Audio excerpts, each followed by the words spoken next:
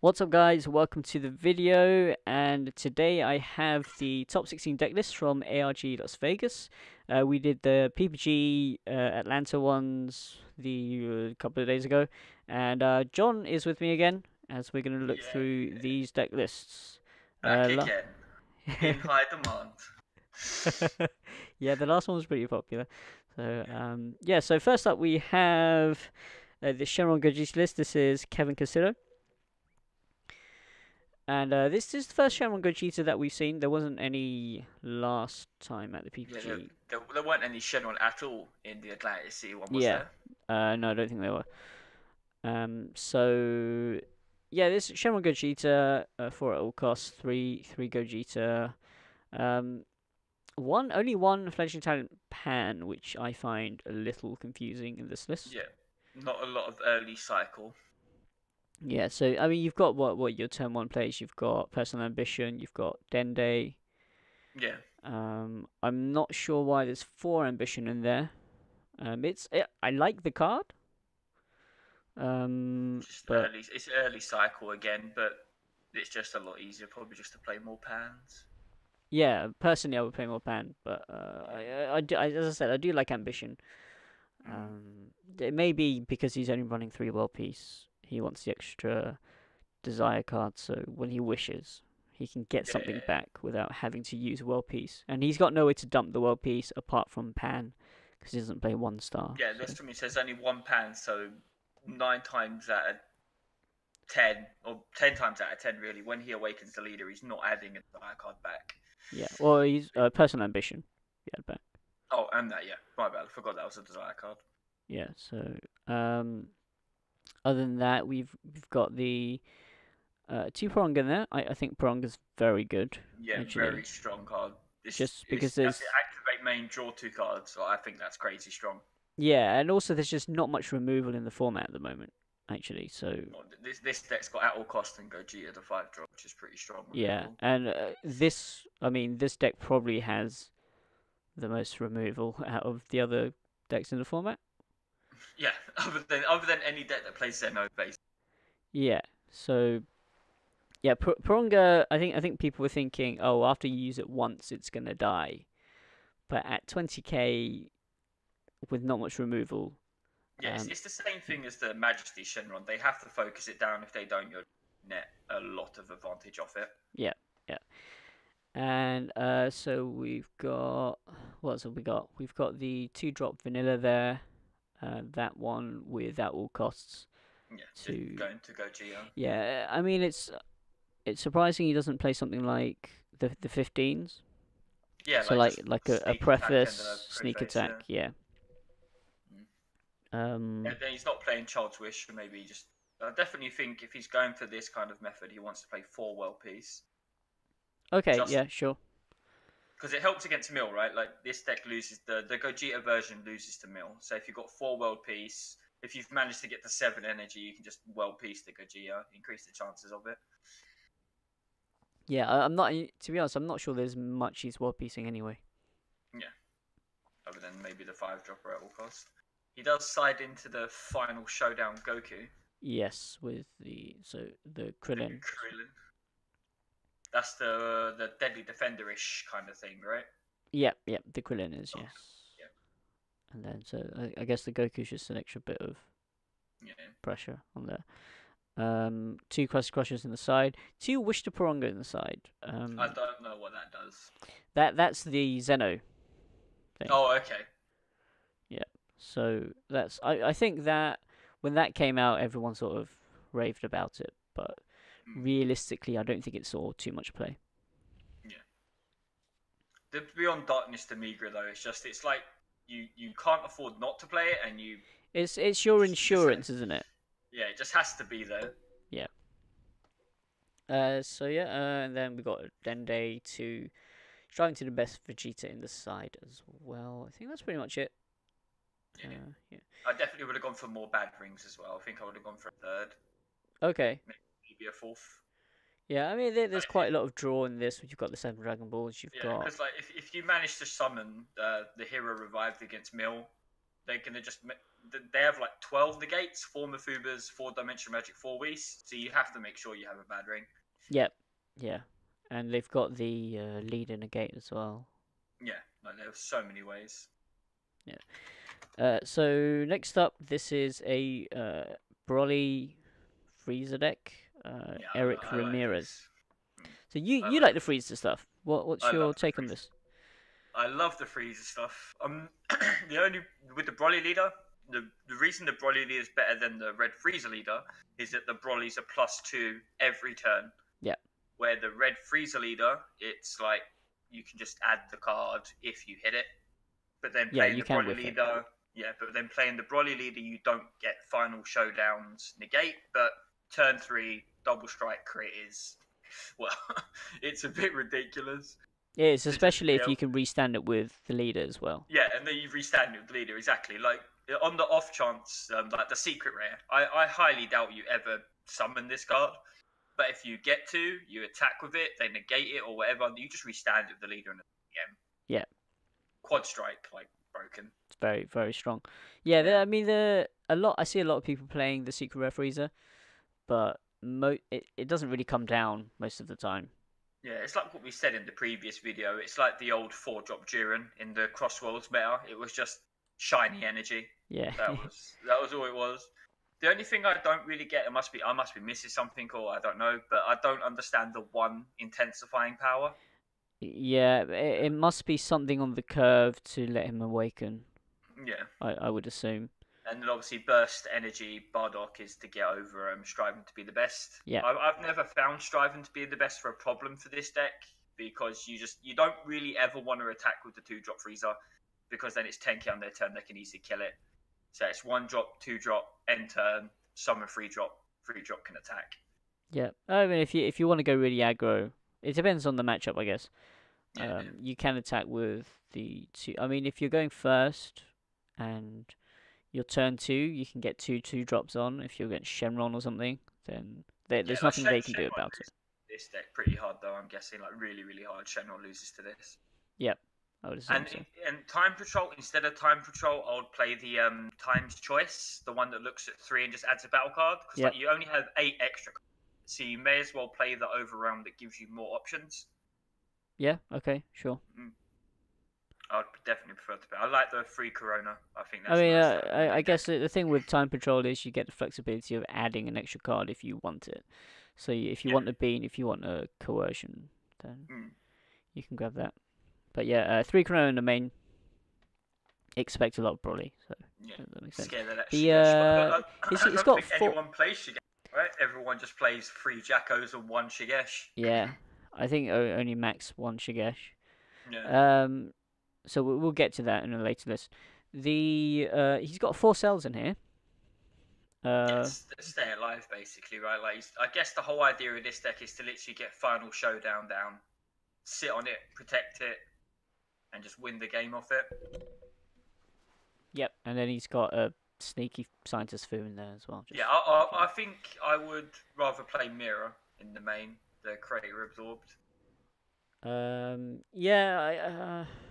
In this, it's not sort of a hyper aggro, so it's like you summon Mirror. Fu, I feel, gives you a few more options, because I don't. This is what, a turn 4 kill maybe. Turn 4, turn 3, yeah. Yeah, I mean turn 3 perfect conditions, but. Yeah, perfect conditions, turn 3, Freezer attack, untap Freezer. Yeah. There's something like the swap engine, the Bardock one, that can turn 3 quite consistently. Yeah. Side deck, he's got 2nd intensifying Trunks. I guess if someone stalls him for whatever reason, but actually anything that does stall him from awakening would probably stop Trunks as well. Yeah. I mean, realistically, if they're stalling him, he's awakening turn 4, because 4 attacks, he awakens. That's why I don't feel like it's needed that much. Yeah, no, I get that. 2 Mafuba. I think Mafuba is always very solid, although he's got Bean and Coercion to charge. Yeah, it's 1 blue Mafuba, yeah. Yeah, it's just about enough. 4 Time Magic, 2 Dende, 2 Toki. Yep. 2 more of the Bardock and 2 Banisher Fu. Seems definitely scared of striving to be the best. Yeah. He seems quite scared of that card. Yeah. That's and So when he slides in time magic, I guess he's just energying a time magic or a Jacko to just be able to play time magic. or sparking. Oh, or sparking, yeah. Yeah. Keep Time forgetting. magic's just good against Shenron. Shenron and Broly actually. You know, if they drop that mirror on you, you negate it with time magic. They can't restand it. They can't restand it, yeah. Yeah. So next is Another Broly swap. another Frieza. Broly swap. Yeah. So this is Andreas Rizo. Same list, right? Oh no, one less No. intensifying, one more Corona, one more Time Ginyu, patrol. and then no Bardock in the main. Yeah. Pretty similar. There's no Bardock at all actually. Yeah, I prefer his side deck. I prefer this side deck. It just Yeah, I think the Cabas are really good because that helps you a lot on the clapback against the other Brolys. Pilaf is just pretty good utility in general. He's got 3 striving to be the best in the side. I'm not really sure why that's in there, unless he wants to switch up his game and play more mid-range control with this.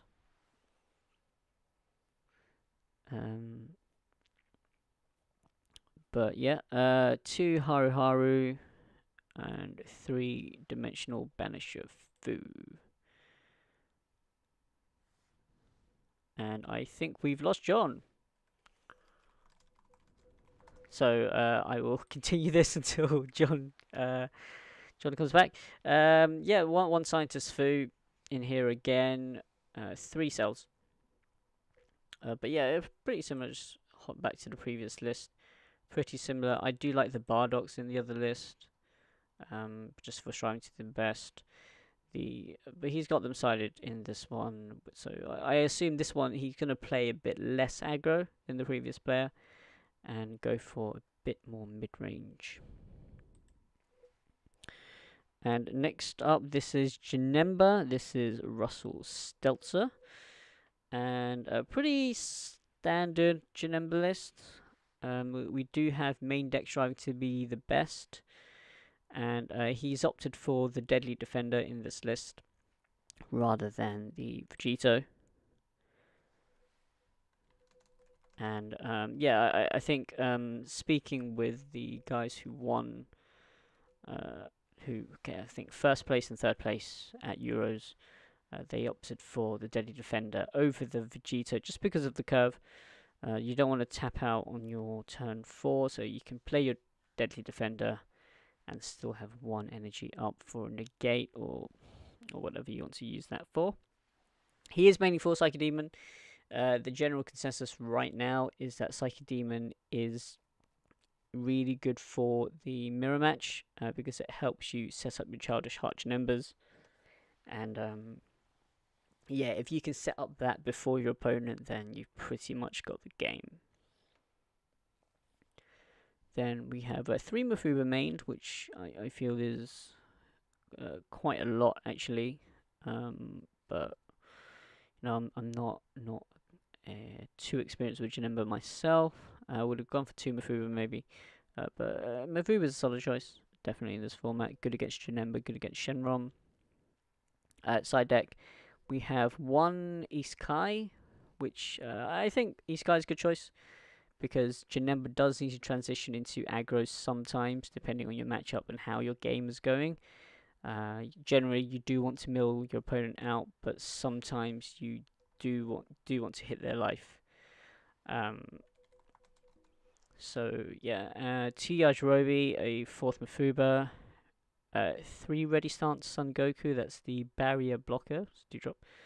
1 Ready to Strike, a 4th Raging Spirit, 2 Dende, 2 Kami, and 2 Shenron.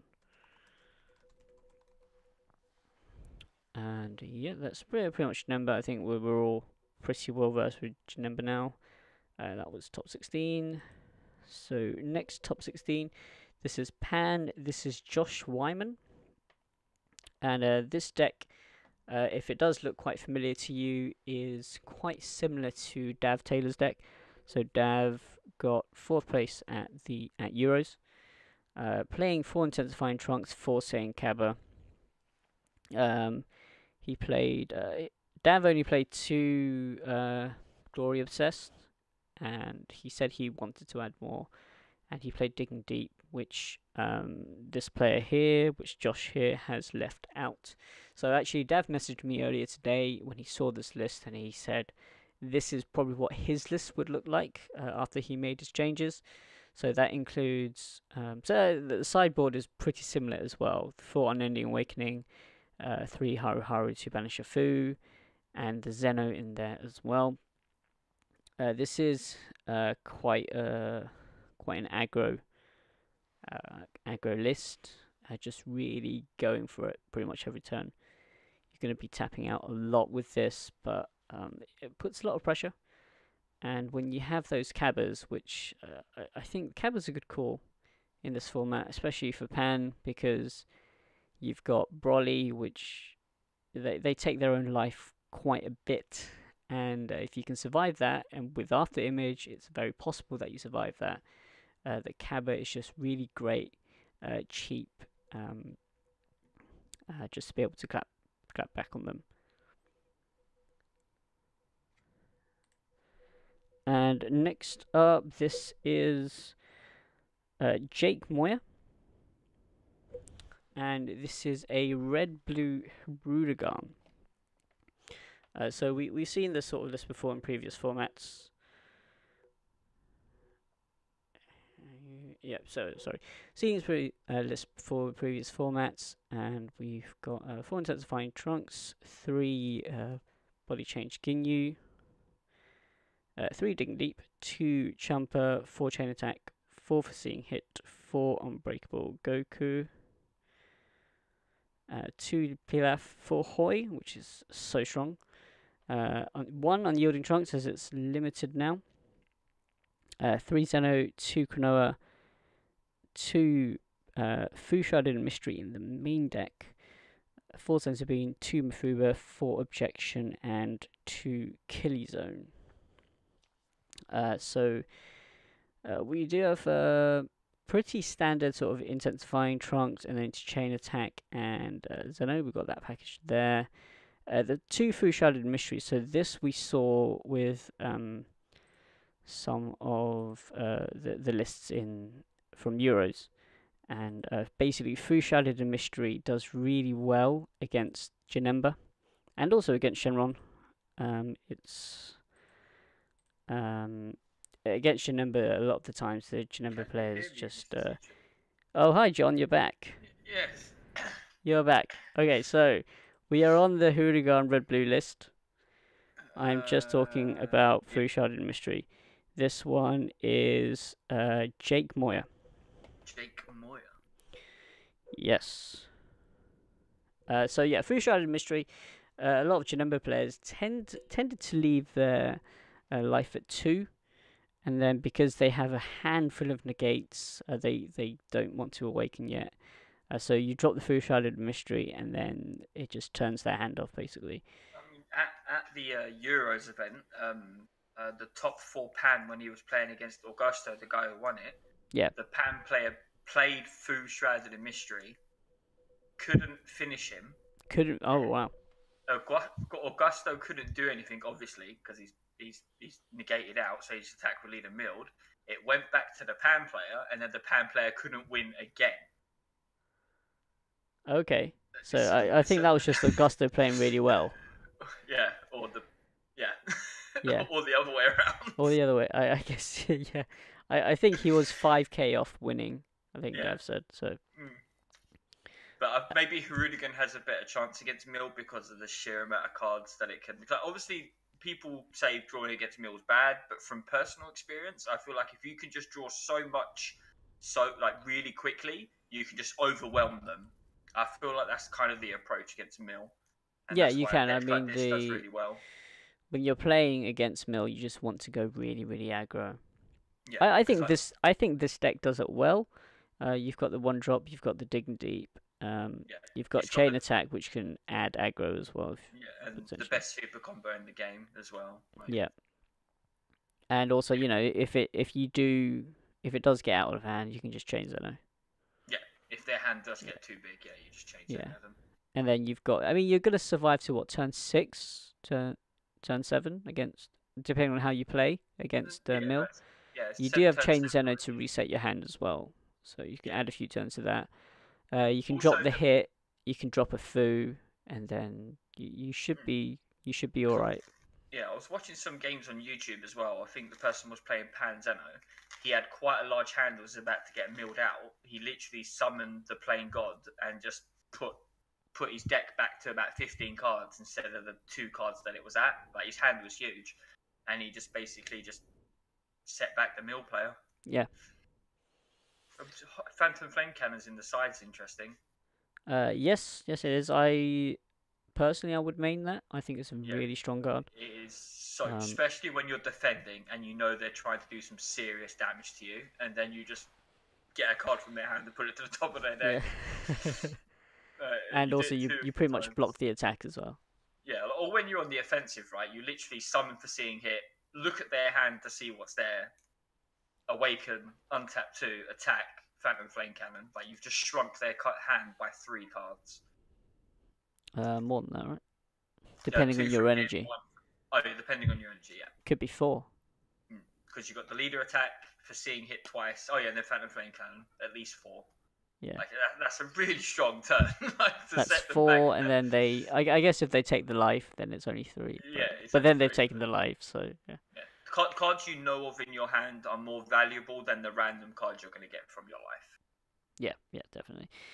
2 Chrono in the main, the Fear, and 2 Killing Zone as well. I guess the Killing Zone is for... I mean, obviously it's for Bloodlust, but it'll be to protect your foreseeing hit. Make sure that goes through, I guess. Yeah, and so far from what you've seen, there was no Bloodlusts. Yep. So it feels like that people are really scared of certain cards that are just not getting played because people are too scared of playing them. Yeah. Does that make sense of what I just said? If you've watched the Anthony Hernandez video, that. Oh, let's not get into that deck. Let's focus on these good decks. Okay. And so yeah, do you have anything else to add on this one? I've never played against this deck, so I can't really think of anything to say about it. I have played against the mono blue version quite a lot. My friend Max plays it, and it seems really strong. The mono blue version.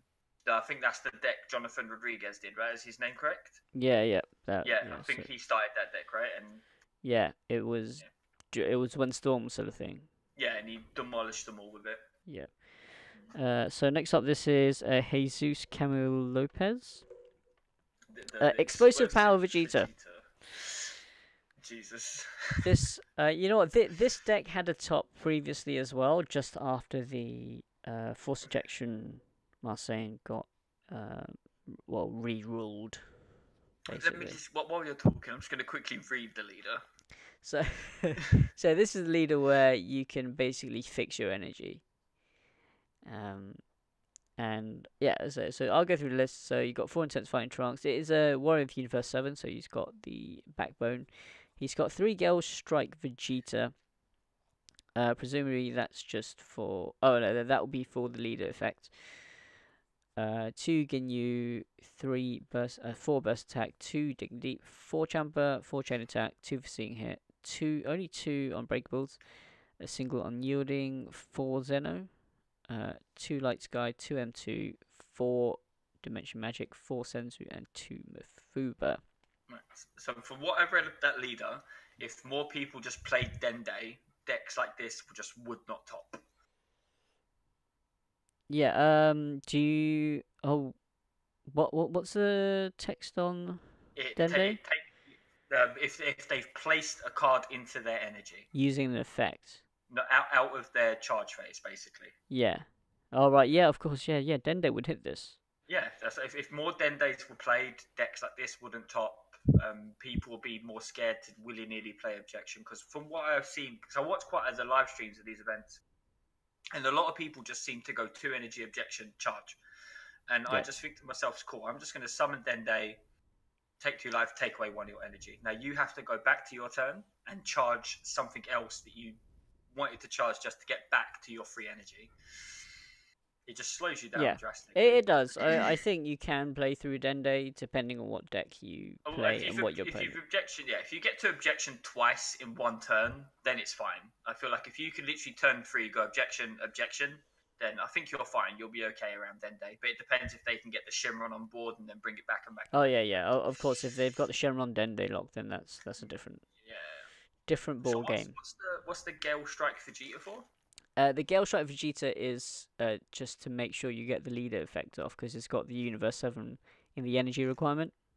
Oh, okay. So your Universe 7 targets will be Gale Strike Vegeta, your Backbone, Burst Attack, and that's it, really. So Burst Attack's Universe 7? Burst Attack's Universe 7. So I'm assuming you want to be using the Burst Attack because Gale Strike is just a 15k barrier. Yeah. And you're not charging your super combos. Unless you're playing Janemba, maybe. Yeah, I'll be interested to know how many of these people that are playing Ginyu actually got to use its effect. Yeah, there's not too many targets actually looking at the lists that we've seen. Like one of the main cards you probably take quite often is probably the Shenron. I can imagine that being the card that gets. Or the but depending on if you come up against a Bardock Ape. Yeah. Because that's a great target to steal. Yeah, definitely. But yeah, side deck 3 Cabba, as I said, I think it's a very good meta call right now. Yeah. 2 Kiddie Zone, 3 Kiddie Zone, 3 Chrono in the side, and a 2. Is that 1 East Supreme Kai? I can't quite make it out. Yeah, that's 1 East Supreme Kai, so that's an extra, just 1 double strike. I've seen this quite a lot with American players, where it's one of those cards where it was Champa before. So he's actually got 4 Champa here, so it's just an extra double strike. Up to 5, That's all right. That's all right. There were some people who played like a single Champa, and if you have it, you have it. If you don't, you don't. That feels a bit win more to me. Sometimes when I look at these side decks, it's people add like the 11 cards that they know they need to have. And then they're like, no, just I need 15. Yeah. So they just like, I'll add one of these, I'll add one of these, I'll add one of these. In a way, I kind of get the extra double strike in this one, though. Yeah, because you got up to 5, that makes sense. If he had no Champas in main and just decided to side in 1 East Supreme Kai, then you question it, obviously. Yeah, and then you've got the 3rd Digging Deep and the 3rd Foreseeing Hit, which... And the 3rd Unbreakable Son Goku as well. Yeah, I think those might have been just filler spots where you thought, you can get an extra. Yeah, the Digging Deep and the Foreseeing Hit, turning those up to 3 makes sense because they're both really good against Janemba. Because Janemba doesn't want to awake you, Digging Deep does it, Foreseeing Hit takes their 10Ks out of their hand. Yeah, sure. Yeah, so it's pretty much this. He goes into 4 Lights Guide as well, which it gives you more aggro, I guess. If you want to overwhelm every single turn, just get that extra attacker on board. Yeah, definitely. Yep. Yeah. And next up, this is Joey Paladino's deck. Just gonna have you messed up any names yet? Oh yeah, definitely. Scroll down a bit. So it's 2 Panther Vegeta there at the bottom. If you can't quite see on the screen, I think Shall I leave it? No. Yeah, I'll leave it about here. I think you can see everything on the screen. So the 3 Champa, 2 Gohan, 4 Bardock. So this is basically a lot like Aaron's top 8 list.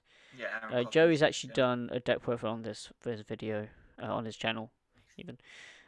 So yeah, he actually says he took inspiration from Aaron's list. And then Aaron took inspiration from someone else, right? It was Justin Rios, Storm list. Yeah. So the he went for this is the one where the player goes for the 1 Shigesh and the 3 non-Shigeshes. Yeah, I just don't feel like it's worth it. There was a reasoning for this. The reasoning is that if they see a Shigesh in game 1, they side in their Chronos.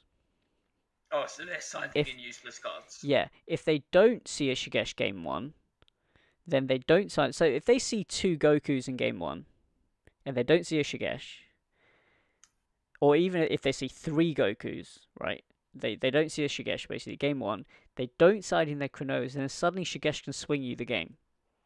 Yeah. It does, the logic does make sense. I don't know how well it works in practice. I just don't feel like it's worth it. Yeah, it makes sense. I think it's definitely something that I would do as well. I definitely prefer just playing the Jacko super combo because you can just use it at any point in the game to give yourself 10k. Yeah, sure. Like if they're trying to kill, like say you get your Bardock 8 turn 2, you attack with it, you double strike them, and then they try and kill it. You're like, yeah, I could just play my Jacko, keep this alive. They've used a bunch of cards, and I've still got my double striker. Yeah, no, I understand that. I think personally, I like just having the Shigesh because Shigesh is just so good. It is. It's very tasty. Yeah. How many viable actual targets do you want to play off it though? Like the Bardock and the Gohan, right? So else... you've got the the Bardock, the Gohan. They're the only two you really want to do, right? You can play the Vegeta possibly. Yeah, the Vegeta, if they attack with something with barrier, yeah. Yeah, for this particular deck, I guess there's not too much. I mean, the Bardock's a strong play off the Shigesh though. Yeah, if you're playing offensively, the Bardock's a very strong play. He sides in another Gohan as well, so that's his explosive. And what's the Discovered Dynasty? I don't know. That one is it's a swap 3. No, it's a you swap it. You swap. Yeah, you swap 3 right? into it. So sorry. So you have your Gohan and you swap into the Discovered Discovered Dynasty, and it's a draw 2 basically. Right. Okay. Right. Yeah, I think I have one on my table here if I can find it. I've got a bunch somewhere. I just don't know what they are. I was messing around with this deck. I never put the cards away. It's definitely somewhere in my bulk. It's but yeah, it's a draw 2 basically. It's people do like worth the energy. I'm not a fan of the card, but I've had it recommended to me by a couple of other people, so there must be something to it which I've missed. So this is the first deck that's playing Bloodlust as well, right? Yes, and he's only playing 2. He did say it was only really against red cards. Yeah, red is like the main colour you play it against now, really. Yeah, there's. I mean, that's the thing. Bloodlust, I feel like, is in a weird position where the stuff it's good against, it's really good, but it's not good against that many things. Yeah, this is the kind of place the card should be. Like it works against 50% against the meta, and it doesn't work against 50% of the meta. That's like kind of like the perfect place you want a card like Bloodlust, not like how it was in the Crosswell format, where like it just destroyed the game. Yeah. Like it literally had a crown on its head and laughed at everyone. Now it's in a very good place for the card. Yeah. It's not destroying the game anymore. But Bad Ring Laser, on the other hand, now that card is ridiculous, and I definitely would have it. And especially in this build. Honestly, I think I was talking to Aaron earlier today, and we're discussing different options for this Broly deck, and we feel that this engine is just the best engine. Yeah, if you want to go really, really aggro, this swap engine into the Bardock Ape is just the best one, with the mirrors. When I built, well, like obviously you take inspiration from it, but when I was building this deck, I literally went 4 Champers, 4 mirrors, 4 Bad Ring Lasers, then I built the deck. 4 Bad Ring? Yeah, 4 Bad Ring, like straight 4 of them, like hands down, 4 Bad Ring Lasers. They're on 2 life, you've got 2 Bad Rings, 2 yellow cards, Mirror and Champa. You're like, I have game.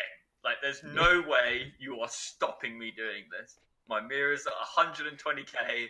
I'm double striking it, and I've got Bad Ring. And I've got a Bad Ring for your Bad Ring as well, just in case. Like, you're not winning this game. Like, I've won. Just shake my hand, stand up, go to your next game. Like, it's so broken. Yeah. So the other thing was he made the Frieza and the Vegeta as well. I guess obviously scared of future Red Goku. Yeah, but I'm not too worried about that. That was mained for Janemba, and he didn't actually play any Janembas. Yeah, I haven't known any Janemba lists. Janemba or Janemba? Janemba. I haven't known any of them to main the 2-drop Goku. I haven't seen any of them main it. There was the one we did earlier when you were off here. This one here. Okay. So the fourth 1, 2, 3, 4. So Russell Stelzer, he mains 2 of the future Red Goku, which is on here at the moment. Fair enough. But yeah, it is Janemba list. I went through it. It's Janemba. I think people I've lost interest in that deck. Yeah, utter poison. So it's like in Yu-Gi-Oh terms, Janemba is what Element Dragons was. If you ever played in that, Elemental Dragons. They were just huge, big beat sticks, like hit you in the face. Where Janemba's more like you can hit me in the face and I'm not dying. Kind of like, I hate Janemba. Empty jar, isn't it? Yeah. So moving to top 8, it's Matthew Reznik next with Yamcha. It's very. Yamcha's pretty surprising. Yamcha's a good deck. I just don't think. I'm just why not play surprised. Pan? Yeah, that's what I was just about to say. Why not just play Pan? I think people just like Yamcha, and because he gains crit, right? You can give stuff the ability to attack active cards. So something like Yamcha at 100% with this, you can steal some games. He's got the Yamcha at 100% and the Miraculous Comeback. Yeah, I've always liked Miraculous Comeback. I think it's a very, very good card. Such a good card. Yeah. It only works in certain decks though. I mean, it's always. I always think, can I play some Broly? And I can, if I have hand that small enough, I can Shigesh this out. It'll be amazing. I feel like it's because we're in a quite a heavy blocker format as well. Like a blocker format is really creeping in, where blockers are becoming a really big thing. Yeah. And a card like this just laughs at them. It's like, you're blocking, I'm taking 2 life. You're not blocking, I'm taking 2 life. Like, a lot of players are siding in the Ready Stance Goku, the 2-drop barrier blocker. Oh yeah. And then you got the Yajirobis as well, which come in, and some of the swap lists play the Gene. Yeah. I play the Gene. Yeah, Gene. Yep, I play her. I play 4 of them. Yeah. So I mean, this is good. This playing the Baba. I think Baba's a really strong card. It removes the 1-drop threat. So you got your Crisis Crusher that it removes, the Black Marseilles that it removes. Yeah, this is the kind of deck where I play Barbody. Okay. like straight up, I'd put Barbody in here. I wouldn't play the Secret Rare Frieza. I'd change that for a Barbody, and I would take out 1 burst attack for a Barbody as well in this list, hands down. Okay, yeah, sure. You love that card. Like chain attack, Barbody gets chain attack summons Fearless Pan. Game. Nimbus. Yeah. Again, Yamcha's really strong. It pretty much adds. Is there anything that Yamcha doesn't add? It doesn't add the Frieza and the Topo. That's about it. Yeah, no. This deck can utilize Topo as well. Barber, so right? Doesn't add Barber either. Yeah. Ginyu, Barber, Secret Rare, and Topo. 4 cards. It doesn't add. Yeah, and obviously your non-battle cards. But no, this deck can utilize Topo as well, which is really good. So Topo, if you give it the ability to attack actives, so you can just wipe a board. Yeah. So he's siding into 2 more Ginyu, which I think that's good on paper, but realistically, we've discussed this earlier. Realistically, there's not too many targets actually that you're. I like again the Terror Assault Frost. I really am a big fan of this card in red decks, and not a lot of people seem to play it. I'd main them. Like, there's no reason to not main it. He's a double strike. Kills. Well, it costs 4. That's why, isn't it? Well, it costs nothing for chain attack, right? Like chain attack, Terror Assault. Is it? Oh, it's 15. Is it? Yeah, it's 15. Okay. Yeah. I'm pretty sure it's 15. Let me double check so I don't sound like a moron. Pretty sure it's 15. Terror Assault Frost. Where you at? Is it 15 or is it 20? It is. It's 15. Yeah, I knew it was 15. Okay. Yeah. That's strong. Like, it's really hard to keep a battle card. Like, this deck is really good against aggro because you got After Image, Planet M2. Oh, he's got the M2 in there, so he's got that combo. Yeah. You attack with Terror Assault Frost, and then you M2 the leader. Take a life. So good. After Image and Planet M2 are really good as well, right? Yeah, M2 just is really good early game. Or is M2 only during your turn? M2 is only during your turn. Yeah. Okay. but it's still strong. You can still just remove stuff. Once you play M2, if you play M2 turn 1, for example, you just get value throughout the whole game. Yeah, because no one's playing that Vegeta to remove it.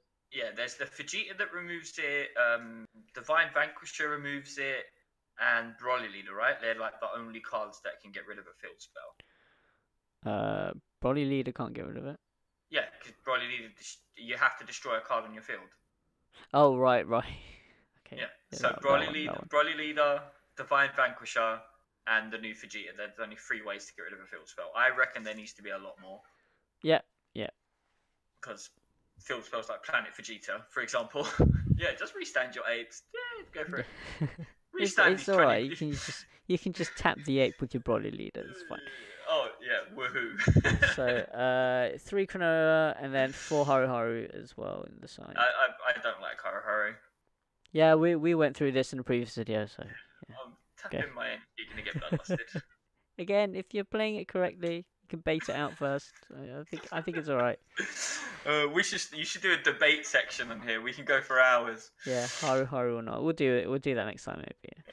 Yeah. So next up is Markus Kantarci. Yeah, Sorry, this is Markus. the red blue, right? This is another red blue. The objections just vanishing off the screen. Yeah, the objection just at the bottom there. There's 3 objections there. So I'm just gonna scroll down. Is it 3 or 2? It's 3 objections. It's 3. Okay, it's 3. 3 objections. So this is the second red blue that we've seen so far. 3 intensifying trunks, 3 Cabba. I like that ratio. I do. 1 burst attack, which is quite strange. I'm not sure what the benefit of having a single burst attack in this is. One of them. Yeah. Over something like a second mirror, which I feel would be pretty good. Or a 4th intensifying, or a 4th Cabba. Yeah, I think 3 and 3 of that is fine actually. Or a 3rd Legic, like Legic. Blockers are very good right now, as I said, just making sure you can always have it on the board. Yeah, but yeah, you've got 3 Digging Deep. Digging Deeps help you awaken. Although, do you need to awaken too early in this deck? I think it is needed actually, yeah. Digging Deep is probably needed. From what you can see from his build, being able to awaken early lets him do a really explosive play. Yeah. Uses 4 mana. Like turn 4 realistically is when you're awakening. So use your 4 mana, awaken 2 more mana. So it's kind of like the whole intensifying power trunks thing. You can summon it, attack with it, summon chain attack by evolving 2 more mana, summon something else, awaken, untap 2 more, you're back to 3 energy, attack, unyielding trunks, you're back to 4 energy, so on and so forth. Yeah. If you get the unyielding. Yeah. But I reckon if you're a blue leader, there's no reason not to play it as a one-off now. The card's just really You strong. might as well, yeah. Yeah, there's no reason not to, really. Yeah. Unless, obviously, they have... what's his face? Borgus becomes very popular, then you might not want to play it. But... Yeah, but with 1 unyielding trunks, I mean, realistically, Borgus hits an offensive Senzu Bean, which isn't that relevant anymore. Yeah, I think the only deck that realistically uses Senzu Bean offensively is probably the red-blue Frieza swap deck. Mm-hmm. Oh, I guess this deck can as well. Yeah. And this is probably, now that I'm thinking about it while I'm looking at the list, this is probably one of the few blue decks that if it uses objection, being Dende doesn't really bother you because of how aggressive you are. Yeah. In fact, if they Dende you under they have less energy to defend themselves, exactly. Yeah, it's very beneficial. But I don't get the 1/1/1 of the Overrealm cards. I think it's just options. You do draw a lot in this deck, because on the Unawakened side, you're plussing all the time. Your super combo pluses for you as well. Yeah, very consistently. I would assume from testing he went with the 1/1 because he wanted the options. He's definitely siding in the secret ref for a meme, like 100%. So I mean, he's hiding what? Scientist, Banisher, and Shrouded. So yeah, he's basically siding in whatever is more relevant for his matchup. He needs, yeah. And then 2 Kiddies own as well. So, and a single at all costs. The single at all costs. Like 2 Phantom Flame Cannons, I don't really get that either. Like, if it was like realistically to optimize this, you're definitely not siding the secret. So that's a 3rd Phantom Flame Cannon. and I don't really see the benefits to siding in 1 at all cost. So siding in 4 Phantom Flame Cants, can't even say it, it's a tongue twister. But being able to side 4 of those against, say, like Shenron, it's just really helpful. Yeah. But I guess he had some idea going to. Yeah, I mean, he regularly tops events. So. Yeah. Being able to. He definitely had a bet with someone that he was going to have this secret rare in his side deck. 100%. Yeah, okay. But yeah, no, I do like this list. I think I'll be picking up one of these red-blue Hirudegarn lists. Yeah. Playing with them. The sheep that you are, lad. Yeah. I can't build. I have decks built for me, and then I just top with them. Why don't we build this next deck? Okay. This next deck. Okay. Amir, Abboushi. This is to me. This is a very puzzling deck, I must say. Congratulations on top 8, though. We are looking at the same deck, right? This is the Shenron. Yeah, the Vegito. The Shenron Vegito. Just making sure. So you've got the Lightning Speed Vegito and Repeated Force Vegito. The Lightning Speed comes out with what was it? Pitara. Yeah. Yeah, Pitara. Tap 3, I believe. 3 or 2, I can't quite remember. Your Pitara is going to come from your Preface, Sneak Attack at all costs, Source of Power. Preface, Sneak Attack, and at all costs, very good cards. Source of Power it's okay, I guess. It's a yellow. I don't know what it does. I've got it in my binder somewhere. So it can help you self-awaken, which isn't relevant in Shenron. It could be relevant because it gives you cards, but you've got at all costs to do that. Possibly. 1 Cronoa, which in Shenron might be okay. You might be able to get away with that. But I would personally main 2 Cronoa at least. The Source of Power gets to attack again. It restands itself. Yeah, but you have to take life. Or is it up to? It says up to 2. Oh, okay. So you don't have to take life. So it's restands. Okay, that's better than I thought. A single Crisis Crusher, which I like Crisis Crusher in Shenron, but 1 I don't feel is enough. Like even siding into 2, I don't feel makes sense either. Like I feel like Crisis Crusher needs to be a 3 of. If you want to get the full effectiveness out of Crisis Crusher, you have to play 3. I would not completely agree with that. I think 3 is better than 2, definitely. You can get away with 2, but you are sort of hard digging for it when you're at 2. And if you have the space, play 3. But otherwise, yeah. Like if you're against Pan and you see it turn 1, you're feeling really happy. Yeah, you are definitely. 3 objection, 3 bad rings, so you're 4 Nimbus. So your yellow targets are the 4 Source of Power and 4 Nimbus. Which I don't think is enough, personally. I don't think it's enough.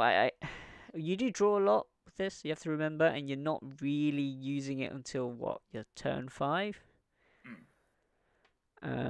6 Dragon Balls and a single 1-star, which I don't get. No, I just feel like there's no point in playing one star. I guess like he searches it and then it lets him discard the Child's Wish. I guess that might be his thought process. Play 1/1-star to be able to discard the Child's Wish, so when he awakens, he can just add it. Okay, sure.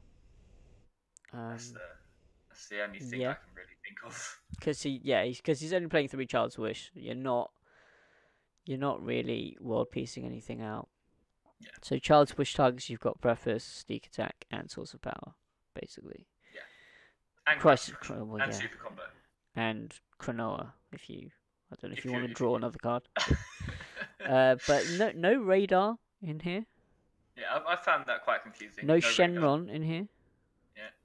So it's... Again, because having Shenron in your deck lets at all costs become a win condition. Yes. Because you don't really want to attack them 3 times triple strike and give them 6 cards basically before you try and kill them with the last hit if they're at max life. That doesn't really make sense because you have no way to shuffle their hand. Yeah. What does Lightning Speed and Repeated for? Does it gain crit at any point? Lightning Speeds, when it attacks, you mill 5 or 10 and then put a Vegito on top of it. And Repeated Force, I can't remember what Repeated Force does. It's triple attack. And I think it pops cards and draws cards. So Repeated Force, triple strike. When this card attacks, triple strike. Sorry. It gains 5k power for each Son Goku and Vegito in your drop area for the duration of the turn. Okay, so that's a minimum 10k plus. Yeah, 10k per plus. attack. I would still rather. So you're looking at minimum 30. You're minimum looking at 45, 55, then 65. Yeah, like you're gonna have probably like one of each. So like 40k. Minimum, right? Yeah, so about 45k probably by the time you summon this card, give or Yeah, take. and then you get the 10k from Shenron. Yeah, so you're looking at 55k. Where Okay, at all cost, it's easier to summon. On an average, it has 45k. And you get 45k. Yeah, no matter what, you have 45k. And it destroys a card, and draws a card, and untaps an energy. Yeah, and takes 2 from life. I just feel like he wanted to go with something that wasn't played before. To see if he could make something of it, and he went with it. And he got top 8. He top 8. So it was clearly people were like, "Nani, what's going on? I'm being banged by Vegito right now." Yeah. What do? It doesn't have crit though, right? No, it doesn't. So I'm still confused, but yeah, he basically gives his opponent all the cards he's attacking with, basically. But I guess the Vegito is going to be at such a high number. It's okay. I mean, he's got sneak attack and the single 1-star. Okay, let's just discount the single 1-star. The sneak attack gives him some sort of hand control. Yeah, like I feel like he auto loses to Mill, but then also Mill can help him. So if Mill's off the repeated force, he knows he already has it in the drop area for lightning speed. That might have been his whole plan. Oh, so lightning speed can grab from the drop. Yeah. Oh, okay, that's good. And then evolves itself. So you summon lightning speed, tapping 3, attack with it, get a Vegito from your drop. It's any Vegito as well, I believe. That costs 7 or less. Yep. And I mean, against Mill, he would have a lot of Gokus. I feel like Vegetas. he auto loses to Mill, to be honest, though, because Mafuba, Dimension Magic. Yeah. He has no way to pop cards either, other than at all costs. So he gets destroyed by revenge blockers. Yeah, and he has to hard cost at all costs. Yeah. Okay, I mean, good thing there wasn't a lot of Mill. Yeah. I mean, credit to him for topping with something new, but I'm personally not. He played Mill. He played against Mill in top 16. And he beat it. Wait, am I? Oh wait, no. Sorry, that was Markus. No. Oh, okay. I was like, woof. Okay. Side deck: 2 Yajirobis, 2 Mafubas, a 4th preface, 2 Killzone, 2 Kami. Sorry, 1 Kami, 1 Konoha, a 4th Child's Wish. Heavenly Wizard Demigo. I don't know what that is. What do, my friend? What do? Look, this guy's got the spice. Right, so Heavenly Wizard Demigo. During your turn, when you combo with this card, if your opponent has 3 or less energy, choose up to one of your opponent's battle cards, ignoring barrier, with 30k or more power and KO it. If your opponent has 3 or less energy? If they have 3 or less and have a 30k on board, you can kill it. Oh, that's for baby. Oh, okay, yeah. Yeah. That's good. I mean, for them to be able to get the 6-star, we spoke about this on the last video, for them to be able to get that 6-drop, turn 2 or 3, they literally need the perfect hand. Well, turn 2 they need a perfect hand. Turn 3, it's entirely possible. So, yeah, I like that. That's a good side. It's a good side. Write that one down, Seaton, so you can put it in. Yeah. And then we got the Black Marseille, which again is a good side. That's I can't remember what that does either. I know that's the one if there are I think it's 15 Saiyans in either drop. Why don't I hover over the cards on visual view and it tells me what it does? Why do I need to go back? So on that one it's a 19k.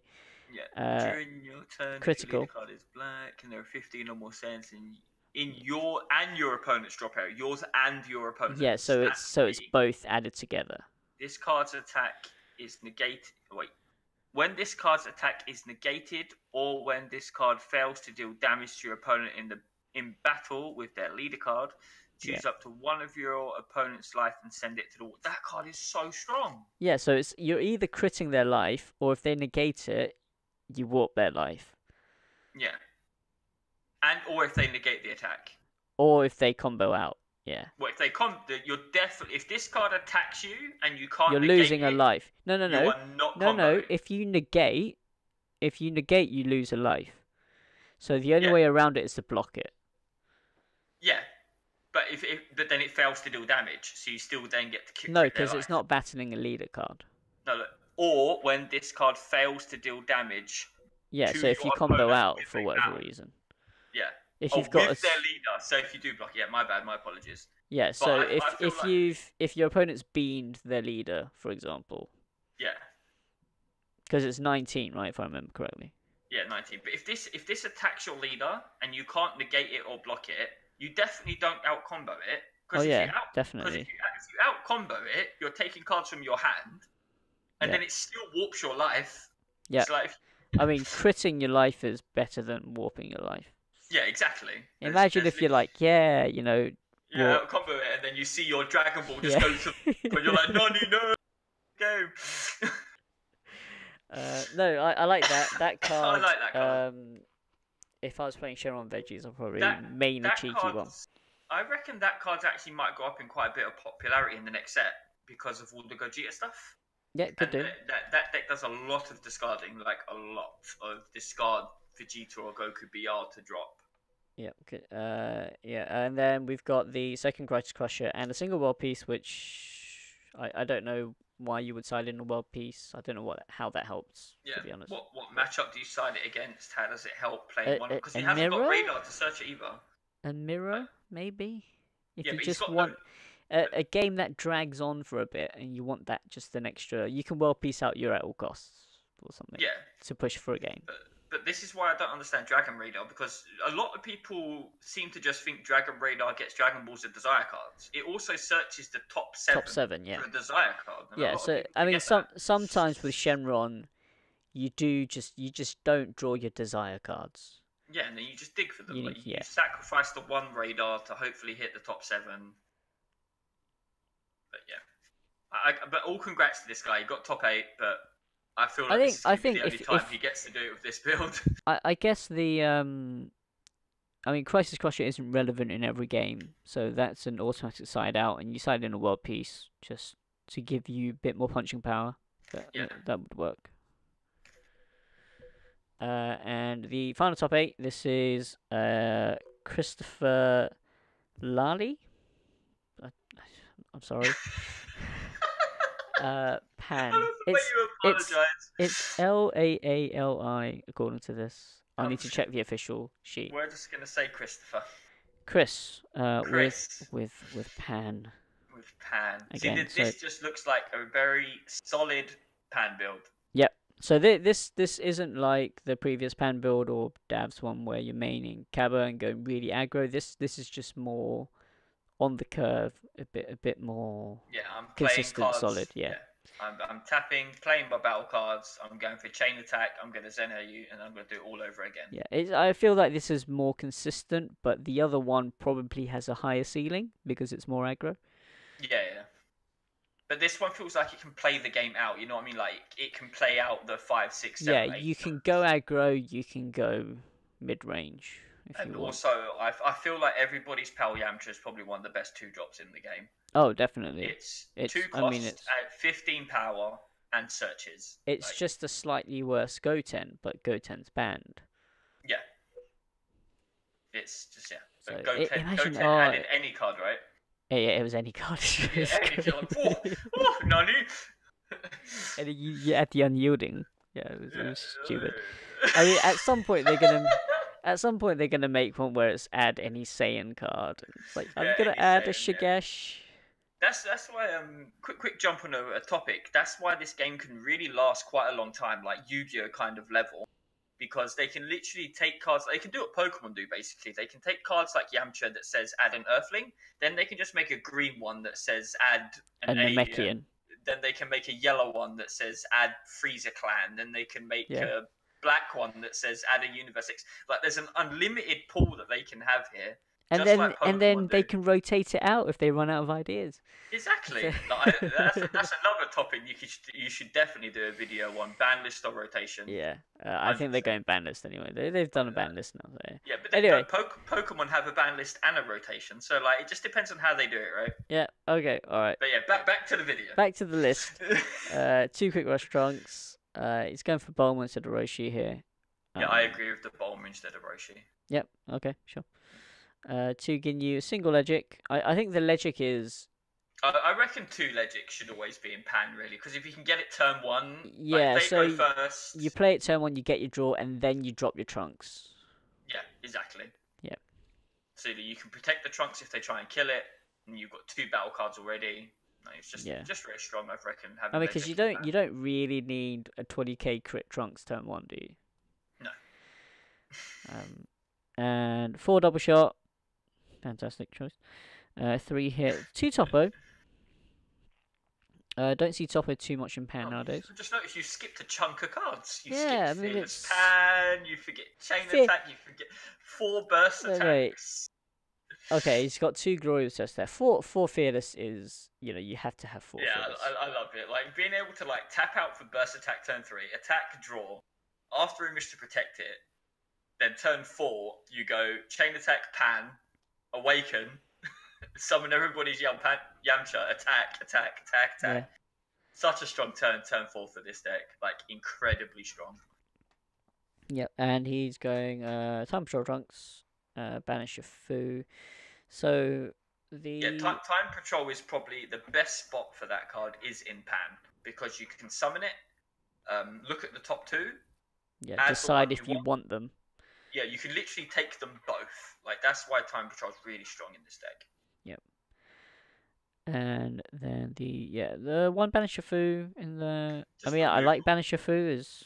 I guess as removal. We've been talking about how there's not much removal, and Banish your Fu. That's what I feel like. Bring back Marseille, and that card is bonkersly strong. Marseille right now in this meta. Yeah. So moving to top 4. This is. Side deck? Oh, we're not going through. Oh yeah, I forgot side deck. Yeah, side deck. Yeah, Sorry. Sorry. Times in there. Sorry. So 3. I got excited because I thought the next list played Marseille, but it didn't. So 3 Cabba, 2 Unending Awakening. We've got a 3rd Glory Obsessed, a 4th Foreseeing Hit. Yeah. 1 Kiddie Zone. I don't get it. I don't. Yeah, see I don't think 1 is enough. Especially when Bloodlust is for this deck basically. Yeah. Although, do you draw enough to? I probably don't think you draw enough to get into it. To kill zone. Like the chances of you having your 1 kill zone for On your kill turn. Yeah, and for their 1 of 3 or 4 bloodlusts. Well, you only need 1 kill zone. I mean, you want the kill zone the turn you have Haru Haru. Right? Summon Haru Haru with the kill zone, so they don't bloodlust you and lose all your energy. I'm glad and then you hit them or something. Yeah, Overseeing Time, I'm glad that card's seeing more play. Very, very underrated card for quite some time. Yeah, it's very, very good, because you just add anything, basically. Yeah. Basically, you've effectively got 5 super combos. I think the only issue with it is that it's a 2 cost. Yeah. If you could do it on the turn you awaken, etc., like, I think it's fine. Yeah, if it was, I guess if it was 1 cost, it would be busted. If it was a 1 cost 15k... Yeah. Well, I mean, still, that sounds broken. 1 cost 15k double strike. Double strike. Yeah, because I was watching or maybe just not double strike. Yeah, because I was watching Max play Nile around mine the other day, and Nile was playing against Max, and literally Nile milled all his chain attacks for about 4 games in a row. And then I was like, if you had Overseeing Time right now, you're like, book, add 1 back. Yeah. Yeah, Overseeing Time's good, and then you've got the Shadow of the Mystery. Yeah, it's a 1-2. Like, It's a what? Yeah, it's good. It just locks games out. Yeah. So moving into top 4, this is Timothy Palacios. Another pan. Another pan. But he's playing Zarbon. Yeah, he is playing Zarbon. So 4 Intensifying, 2 Saint Cabba, 4 Yamcha, 2 Quick Rush. Going for Bulma again, and 4 Zarbon. Very, very good card, because you play this card, you attack with it, and then what does your opponent do? Yeah, they can't. They have to make sure they have no battle cards, then kill it. And then you still draw one. Yeah. So he's got 2 Legic in here, so yeah. You See, said the guy who played 2 Legics got top 4. If the other guy played 2 Legics, you never know. What you get? And then 2 Digging Deep, maxed out on the double shot. Yeah, I agree with that. I like the max out on the double shot because it's basically draw a card on your opponent with pan. Yeah, and stop an attack as well. Yeah. And again, attacking. Yeah, it's just so good in pan double shot. Yeah, double shot. I mean, in everything else, that sort of card is okay. Yeah, you might not even play it. Yeah, you don't really play it in other decks. In pan is just insane. Yeah. 4 for swing hit, 3 Zeno, so you got 4 chain attack, 3 Zeno. Pretty standard ratio there. Yeah, that's the common ratio, isn't it? I feel like the 4 Zenos is a bit overkill. 4 is a bit, because you don't want to see it. You're not charging it. You're not playing Bean or anything like that. Yeah. 2 time patrol, 4 after image, and a single M2. Yeah, I like the single M2. It's probably the only one of I probably really agree with playing. Yeah, you don't always need it. If you get it, then you get it, and it's really good. It's just a very good turn 1 play. Like, just play this card. Yeah. You can't kill this card. This card is staying there. Yeah. So this list looks very, very solid. Yeah. I don't think I would change anything in this list actually. Other than the 1 secret row in the side. But oh no, sorry. In the main, personally, I don't think I would change. Maybe I don't know about the quick rush. Maybe. I feel like I would drop 1 Zarbon for a 3rd Cabba. I think that's probably the only if you want to go a bit more aggro. Okay, maybe. 1 Zarbon for a Cabba or 1 Zarbon for 1 more Digging Deep. I feel like that's what I'll do. Okay. Yeah, that's reasonable. Because, Zarbon's a nice little stick that you can keep on attacking with, but you heavily rely on your opponent KOing it, and then having a battle card to get any more value out of it. And it costs 2 red as well. So but you can just keep attacking it, and your opponent... It puts your opponent in the dilemma of, do I kill it or do I not? Yeah. It's a shame you have no way to pop it yourself. Yeah. So in the side, second M2, I guess for those, if Crisis Crush comes down. Yeah. Early in game 1. 2 Unending Awakening, 2 Body Change Ginyu. Yeah, Ginyu's very good again. In the side is probably the right place for it in this deck. I agree, because if you're against Shenron, that card's 100% going in. Yep. You've got your secret rare, because everyone's playing this card. 2 Killy Zone. 2. Yeah, I think 2 is enough. Yeah, 2's an okay number. 2 or 3's an okay number. If you're really scared of or Crushable, yeah, I feel like it's a good card. 2 Konoha, 2 Haru, 2 Banish of Fu, and 1 Fu Shrouded Mystery. Again, though, this is another build where I'd love to have a Barbadillo.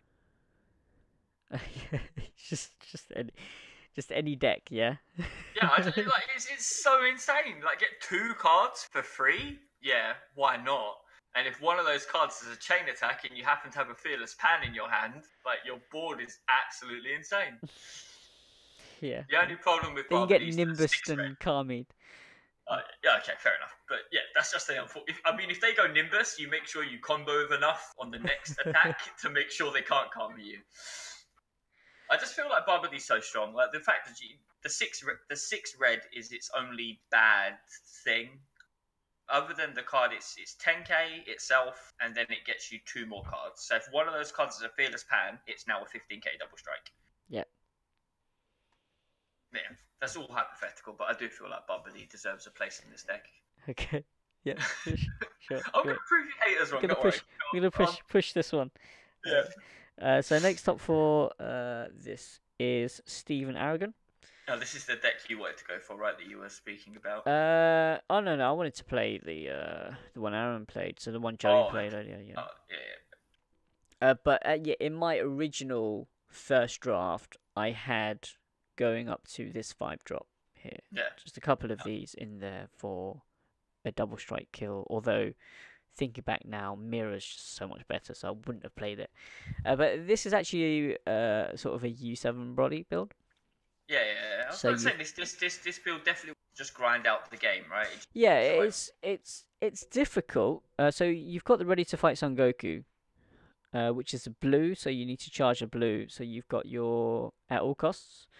You've got Senzu Bean and Objection as your blue charges, basically. In terms you of don't targets, how many really you have to charge yellow, right? Well, I guess you got a lot of yellow cards, but you don't really have to charge yellow. But you need the 4 yellow for Path to Greatness. Oh yes, you do, don't you? So having that Goku kind of delays your win turn by 1. Yeah, to turn 5, yeah. Yeah, so he's got Universe 7 representative in here. He doesn't have Height of Mastery. There's no Height of Mastery. Yeah. So you're... And only 2 bad rings as well. Yeah. So your Path to Greatness actually is U7... I'm very confused. Is Universe 7 Goku even lineage? It isn't, is it? No, because Height of Mastery is lineage and Universe 7. Yeah, I don't think the Universe 7 So the Path to Greatness... Alright, the Path to Greatness is only going to the 5-drop. Yes. And, yeah. Yeah, that's it. That's the... yeah. Wait, let me double check. No, the 5-drop cannot go into Victory Strike. Hold on, let me have a look.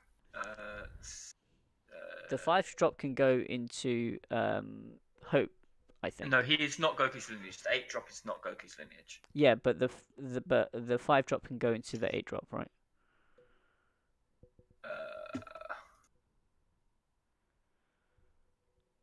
I'm pretty sure. I can't remember what that card's called.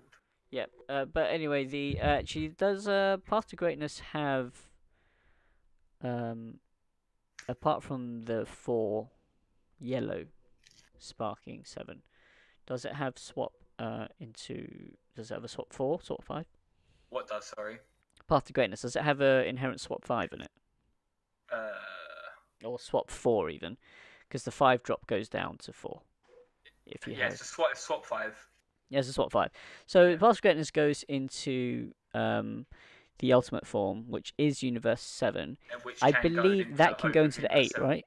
Yeah, it can. Yeah, okay, so that's so this is a slightly different route to get there. So instead of Height of Mastery, you're going into the 5-drop. I feel like this is just a more complicated version than a very streamlined normal yellow one. Like does the no, actually, does... Sorry, can you just look at Path to Greatness? Does it have swap on it? Yeah, swap 5. Is that it? So it has swap 5. Swap 5, sparkling 7, and then 4 yellow card with 8 energy, a cost of 8. Oh, okay. So swap 5. Yeah, so no, it has an inherent swap 5, right? Yeah, swap 5. Then it has a sparkling 7. Yeah, so the swap, so he can just swap 5 straight into the 5 without paying energy, which allows him to play a blue for Ready to Fight. Yes. So yeah, this bypasses the 4 yellow energy kind of crutch, you could say, that Path to Greatness has. So perhaps this is an evolution on the deck. Yeah.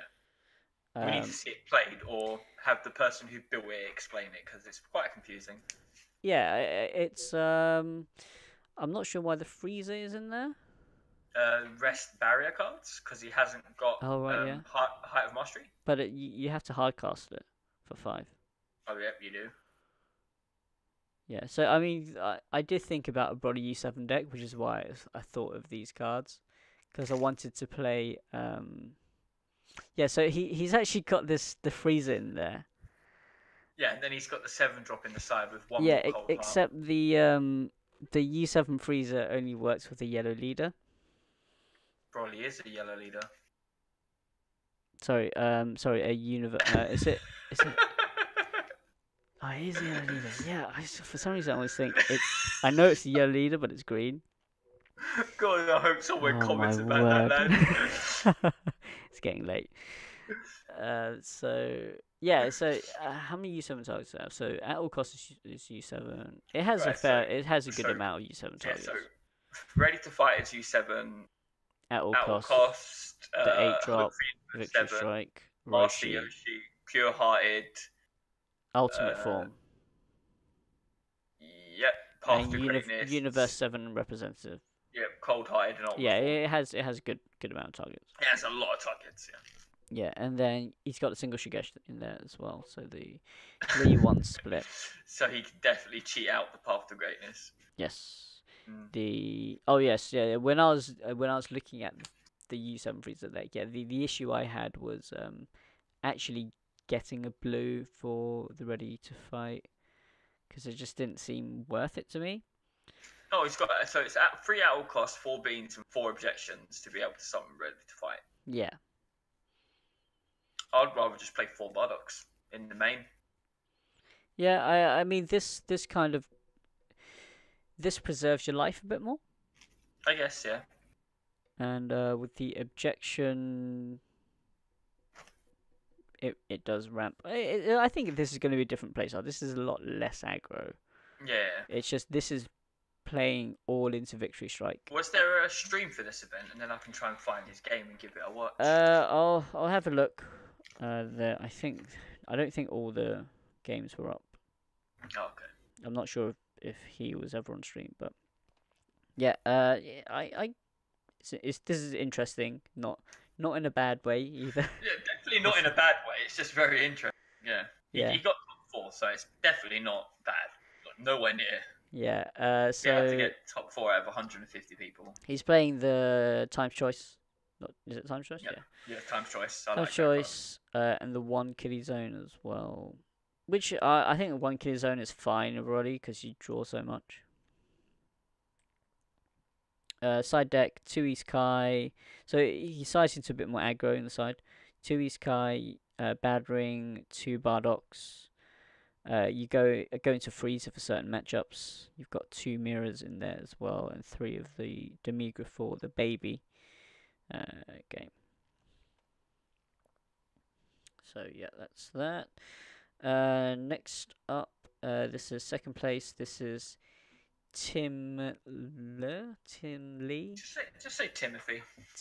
Timothy. It's LE. I think it's going to become a feature, me butchering names. Which is ironic because my name often gets butchered. This is Hirudegarn. This is the mono blue. This is basically Jonathan Rodriguez's deck, right? Pretty much, I think there must be some additions. I don't remember the original list. Original list. 5-drop Gogeta is an extra card. He plays 1 more at all cost. He plays, I think Jonathan only played 3 Dimension Support Trunks, I can't quite remember. And he only played 4 Gokus and 1 Vegeta. So he played 1 less vanilla as well. Okay. So didn't he play the Demigras in his one? In his new one from the PPG event? I think, the newest build, yes. The newest build, yeah. This is like the original build, this is the OG build, which did better, although at a different event. Yeah. Second place, he's maining 3 Borgus, which... I just feel like Borgus doesn't really have a place in the game anymore, because people know it exists. No one's really offensive with beans and stuff anymore. Like, if Storm was still a thing, then Borgus has a place in the game. I just don't feel like he does. Yeah, it's a 1 drop. I guess it's the best 1-drop blue draw card, right? Yeah, theoretically, but you'd rather just play more Cronoa. You've got, no, you want the blue charge. Oh yeah, I guess, blue energy. So you've got the Borgus, you've got the Kai as well, and also which would be good against Pan, I guess. Yeah, I feel like Borgus depends on what kind of your personal player, because if you're against, if you're in the Swiss rounds and you have your Borgus out, Borgus or 2 out, and then it's your opponent's turn, they attack you and they're not really paying attention, they use Sensu Beam and untap their energy. It's like, are you going to remind them you have Borgos, or just say, yeah, my Borgos activates and I kill your energy? Like, it just gets you through the Swiss rounds to the people that are not paying attention, I guess, as well. Yeah, okay, yeah, that's the point, yeah. Because that's what happened to Nile at the Euros. Like, 2 Borgoses, someone there at all cost, untap their energy, he went, I destroy 2. Oh. No, not just there's just players not paying attention to the opponent's board, just looking at what they do. Yeah. So I feel like that's what kind of card Borgus is. It punishes the people that don't really pay that much attention. Sure. Okay. I mean, you should be beating those guys anyway, but. Hoi, fantastic as we've said. You've got the winners there for the trunks. Yep. Tapion to help you awaken. Yep. 3 at all costs, 3 Vegito, 1 Gogeta. Yeah, it's pretty solid. I think the 1 Gogeta is good in this, actually. Just like the 1 count, because you don't always need it, but you have enough draw powers to dig for it if you want. 3 Dende mained for all those Shenron. Yeah, I feel like this deck can do it though. This deck's okay because it can defend itself really well because it's got a load of 5Ks and it has the Hoi super combo. So you can afford to summon Dende, tap your energy to pop their one. Yeah. And you've got Dimension Magic as well, obviously, so you can tap yourself out and defend yourself. Yeah, Dimension Magic. Yeah, like Borgus doesn't affect Dimension Magic. I know some people think it does, but yeah, it's during your opponent's turn, during their turn. Yeah. So you can still Dimension Magic under Borgus and nothing happens. You'll be fine. The Banish Food for the removal. Again, it's just very, very solid all round. It's got options everywhere. Yeah, 4 Phantom Flames in the main as well. Yeah. And then in the side deck. 2 Gabba, again very good mythical. 3 Digging Deep. That's a lot of self-awakening. I wonder if he sides out the Tapions for Digging Deeps. Probably the Borgos has come out depending on what he's against, and maybe one of the vanillas. I don't know, would he take the Tapions out for the Digging Deep just so he has more red to charge? I think you'll keep them in. Would you have Tapion and Digging Deep? Yeah, I think I'd have it all. There's no reason not to, because Tapion's also removal. Yeah, okay. To the top, yeah. 2 Pilaf, 2 Mafuba, 3 Freehan. I don't understand what you side that in for. I'd rather just side in 3 Reese Coercions than 4 of the Gohan.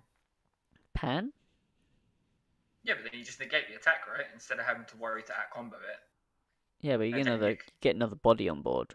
And then you can remove the stuff on their board next turn. That's what the Gogeta's for. That's what the Vegeta or cost is for. Summoning Dimension to support Trunks literally brings a 25k from your deck.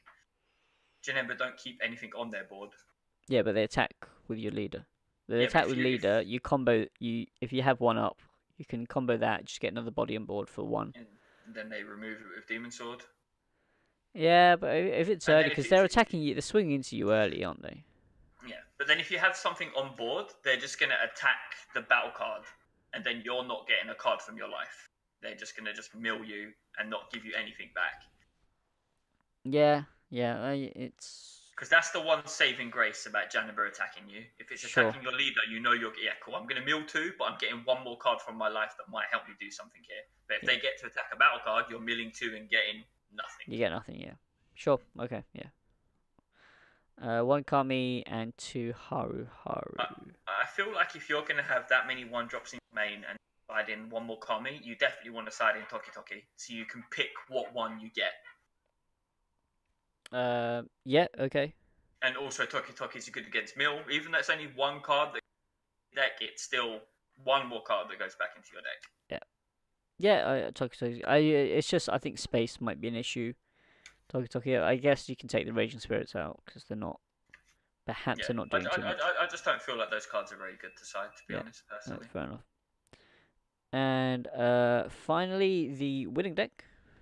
This is David Fujimura. Ooh, Marseille in the main, yes! What a card. So, actually, I think it was this one. Yeah, so, again, red blue Hirudegarn.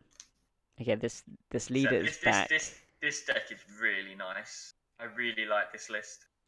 So you've got a good 3-2 ratio of intensifying and cabas, 4 double strike. So the reason why he chose this over Champa. Yeah, I was just about to ask you, what's the difference? What's the point? The point, he actually had a point for this. Was that sometimes you don't want the double strike, you just want the 10k. Okay, fair enough. Yeah, so this is actually this is the superior choice if you're So not I a guess club. it's basically it replaces the cell, the green cell. Well, I mean, it just Just it gives doesn't it draw gives you a you card. the option of having a 10k without giving it double strike, because you might, if they're on 3, for example, you might want to push the damage and then drop a caber on them or something like that. Hmm. Or if you have a hit on board, Yeah, you push through your leader. but you could make that argument with anything though, right? You could literally drop one Wanderer legs and then drop the complete set of the Raging Spirits and just play 4 green cells. So then you still could. have the 10k combo and draw a card. You could, but I mean, it's the reason why this is in there instead of jumper, basically. Yeah, I 100% get the reason. 100%.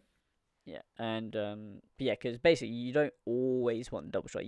It is definitely superior in every way to jumper. It's definitely, but if you you can don't get sharked forget, on it as well. You can get sharked on the card because As- you have to declare if you're giving it double strike. Where Champa, you don't. as long as you're paying attention. Yeah, exactly. That's This what I is the said earlier superior about the choice. whole Borgos thing. Yeah, like I give it double strike. Make sure you say it. Yeah. 3 digging deep, 3 for seeing hit, 4 unbreakable, and then he's gone 4 and 4 with the Monosha Hirudegarn. I think that's crazy. Like, that's It is. insane. He was very adamant on this. So he did a deck profile on Joey's channel. He's very adamant on playing 4/4 because you just want those pluses off the front side, unawakened. I guess it's also guaranteed energy as well. So if Yeah. you know you've already used all your legs, and combo power, whatever. yeah, and combo power as well. Yeah, I guess. And also discard with the leader or discard with Hoy, etc. Yeah. You want the guaranteed, basically. Makes sense. One unyielding, great card. No reason. Not to play 3 Raging Spirit Gohan, which I need to do some testing with that, but this I think I'd still rather play the cell. I'd still rather be able to just draw more, Just see draw more, more. do more. Yeah. Well, okay, so okay.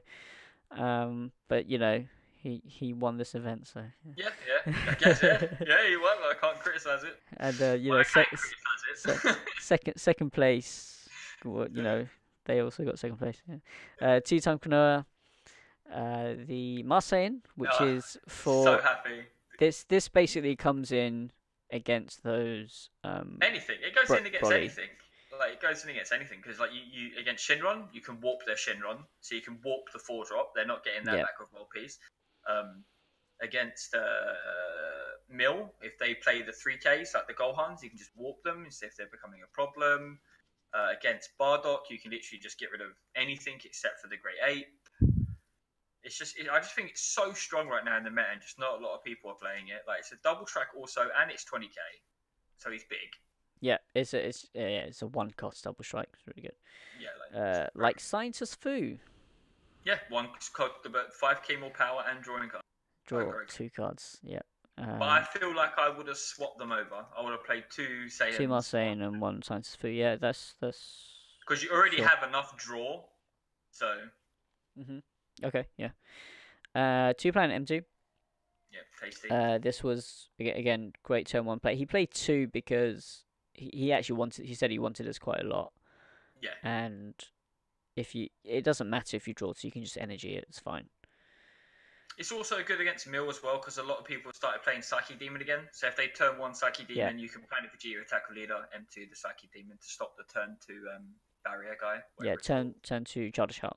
Childish Heart. 4 Phantom Flame Cannon in the main.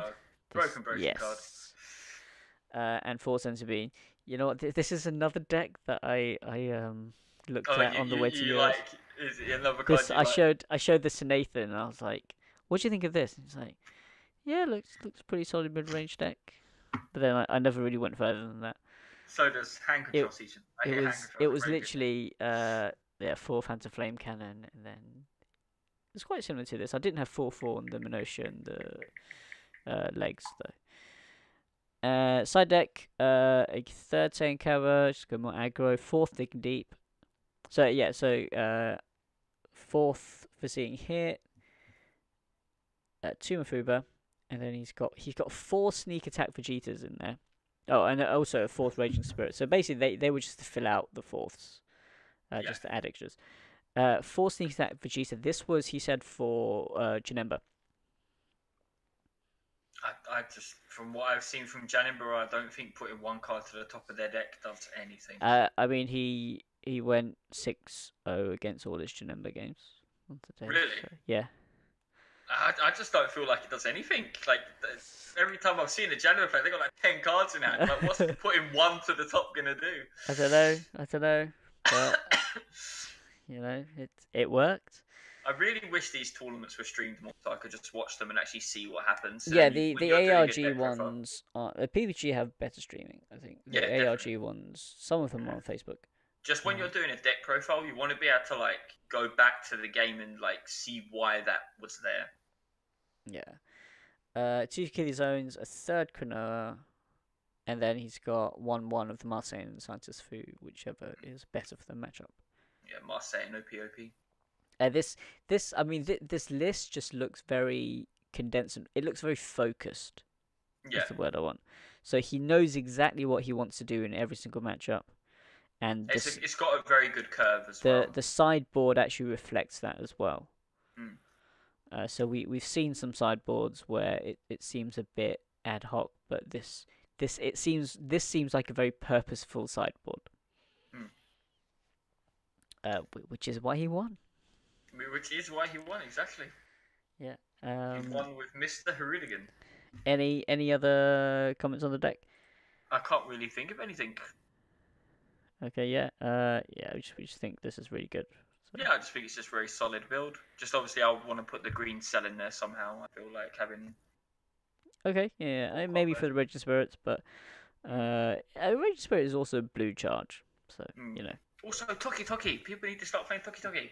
No, I don't think he plays enough. He's only got Cronoas in it. He doesn't have Kamis or Dendos. But that's what I mean. He can then, right? He then can play those cards, or that Cronoa just becomes a Toki. So if he's against Mill, he just summons Toki, puts it back in the deck, gets the Cronoa, draws a card. You know, when I played my round 2 against Broly GT, right? I had I think did I main? No, I mained. What did you get me to main? You got me to main one of each, I think. Yeah, one of each. Yeah. So I had Toki in hand. I was like, yes, sorted. Cronoa was in life. Oh, that's just unfortunate, right? That's just the way life is sometimes. That's why, like, if you just play the theory I have behind playing them with one obs, there's less chance of them fruit to be in your life. Where if you're playing more of them, it happens. So anyway, congratulations. This is a really great list. Need to learn to shuffle better. Definitely gonna steal this list. Yeah, definitely. Yeah. Card for card, right? Card for card, 100%. Oh, I'm gonna test it card for card, and then I'll make changes. I've got some of them in holo if you want to borrow some of them, or holo. So moving on, the top 16 breakdown I've got on screen here, which I don't think John has, but no, I can't see it. I am gonna try and screen share with him now. Oh, careful with the palm popping up on the screens. Oh, yeah. So here it is. You can see it now, yeah. Yep. So we've got Broly 26.7%, Hirudegarn and Pan, Shenron, Janemba, Yamcha, and the explosive power there. The Broly leader is always going to be or even the quarter of a top, because the leader is just so strong. Yeah, I mean, this is very different to the Euros one, and very different to PPG as well. So at Euros, I'm not bringing this up on screen, but John can see it. Euros, you can see Janemba, which is very dominant.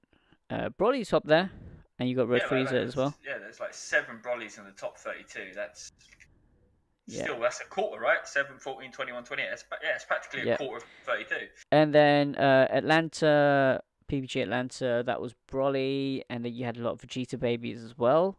Yep. There was a bit of Hirudegarn in that one. That was all. I think that was all mono blue though. So for this one, the red blue, coming into this event or coming to this format, we only red blue was strong before when Storm was around. Now that Storm is nerfed, and I guess you have this new variant of Storm in the Broly, and then you've got the lineage Broly as well. Um, The, I think Red Blue did get a nerf with the Trunks limitation. Yeah, and flute being banned as well. Like if the deck Yeah. still had flute as well. Yeah, but I mean, as you can see, it's still very, very strong. Yeah, because what I was about to say is like, what do you do here? Is this so strong to the point you need to start thinking of banning or limiting, or is the format really good right now? I think Hirudegarn's just a very, very strong leader. Yeah. Hirudegarn's definitely on par with Broly as a leader in terms of strength. It depends on where you're going, right? If you want to be more control, you play Hirudegarn. If you want to be more aggressive, you play Broly. Yeah, but I mean, Hirudegarn's just so good front side and back side. And it works so well on the curve as well. When you awaken and when you have the 4 energy on the backside, it is. It's probably one of the. Is it the only leader that minuses the opponent when it attacks? Yeah, I think so. Is there any other leader that does something to your opponent when it attacks? Oh, Mill, obviously, Mill's yeah. too. But that's not really like them losing advantage, right? They're just losing the game. Yeah, they're just not like losing a card out of their hand though, quite. Yeah, Especially and then you pair that with Phantom Flame Cannon, plus all the pressure you're putting on as well, plus the foreseeing hit. Wow. Definitely. So there you have Hirudegarn real hand control. No. Although I don't know if Hirudegarn would struggle against the hand control actually. Time will tell. Time will tell, but I mean it's just that Shenron just loses to Broly and Hirudegarn can deal with Broly. Hirudegarn's probably just got good matchup all round. I feel like Hirudegarn might struggle a bit in the later stages of the game once Mercenary Tao comes out. Because once Mercenary's out, you play it, and if they're awakened, they can't really afford to attack you anymore.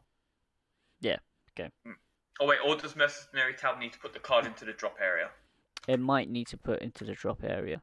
So if you top deck it, I think you're okay. Let me have a look. I think it's drop area. I can't get him up. Work damage. We will check that. That is something definitely you want to know. John is checking that. You talk, clever one. I'm checking. Yeah. So. Yeah. I mean, this is quite different format. So I think the format right now is still pretty wide open. Broly's going to be strong. Broly lineage. Drop area. Is it drop area by an opponent's skill? So it does nothing to Hirudegarn. Yeah, it does nothing to Hirudegarn. I feel like Pan and Hirudegarn are going to be pretty strong in this meta. Broly, of course, is going to be popular and strong. Yeah, Pan, Hirudegarn, Broly, and Janemba. I reckon they're the top 4 leaders right now. I feel like Broly is the leader to beat, and then Pan and Hirudegarn are the just good across the board. Yeah, and I reckon Shenron's still up there, but Shenron is... I feel like any Shenron deck is down to player skill. It's a very hard deck to play. Ironically, Shenron seems a bit fragile now. Yeah, exactly. Supposedly the most stable leader is now... Like it's a glass cannon, isn't it, with Gogeta? If you literally just look at the text box of every leader and rate them by that, Shenron's the best leader because it's +2. There's no downside. There's no effectively. I think right now someone made this comment somewhere. Shenron not being able to attack is a really big crutch right now. Yeah, that's its main crutch. And if you have no Dragon Balls in your life, it's very strong because you're literally just +2, +2, +2. You ain't got to discard nothing. Your deck is 43 cards big. Yeah, you can get to everything quicker, but then not being able to attack with it. You can flip over quicker than everyone else. Yeah, but that's why 2-star balls really. I reckon 2-star ball might pick up in popularity quite a bit because then it helps you because it just kills those 2 or lesses. Yeah. So you can't aggro Shenron down as much. Yeah, and Crisis Crusher, OP. Yep. So there we have it. Any closing comments from you about I can't think of any. Other than I feel like that Vegito deck has blown my mind.